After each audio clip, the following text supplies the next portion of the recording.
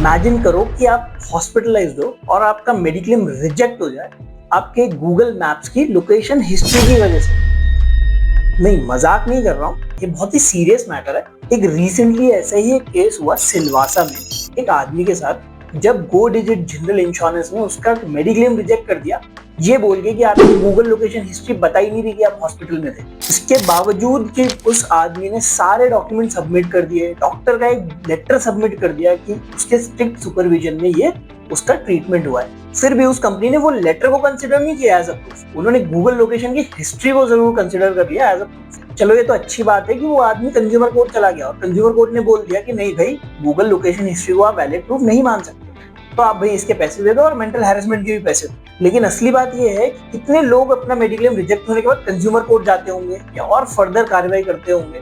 देखो, जरूरी नहीं है कि हर बंदा उस लेवल तक की कार्रवाई कर सके, और ऐसे ना जाने कितने ही फालतू के रीजन होंगे जिनकी वजह से कंपनीज रिजेक्ट कर देती है मेडिक्लेम्स को। अब मैं ये जानना चाहता हूँ कि इंश्योरेंस इंडस्ट्री कितनी बेइज्जती करवाएगी अपनी। इंश्योरेंस का कोई एजेंट दिख जाए, हम 100 कदम दूर से ही भाग लेते हैं। एक आप इंश्योरेंस लेके देख लो, इतने कोल्ड कॉल्स आएंगे, इतने कोल्ड कॉल्स आएंगे, आपको परेशान कर देंगे।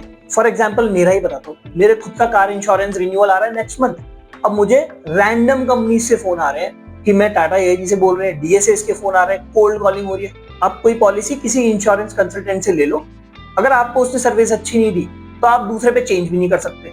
उसका भी लंबा चौड़ा प्रोसेस है, ये करो वो करो, आप परेशान हो जाओगे। उसके बाद आती है इंश्योरेंस कंपनी जो फालतू के रीजन की वजह से आपका इंश्योरेंस रिजेक्ट कर देंगे। अब बीच में पिसता कौन है? आप और हम जैसे लोग। अब टाइम आ गया है कि इडाई को बहुत ही ज्यादा स्ट्रिक्ट स्टेप्स उठाने की जरूरत है और कंज्यूमर्स के फेवर में बहुत सारी चीजें चेंज करने की जरूरत है। अगर ये इन्फॉर्मेशन अच्छी लगी तो अपने सभी फ्रेंड्स और फैमिली के साथ शेयर कर देना, और अगर आपका भी ऐसे ही कभी मेडिक्लेम रिजेक्ट हुआ है फालतू के रीजन की वजह से तो कमेंट बॉक्स में बता देना और फॉलो करना मत भूलना।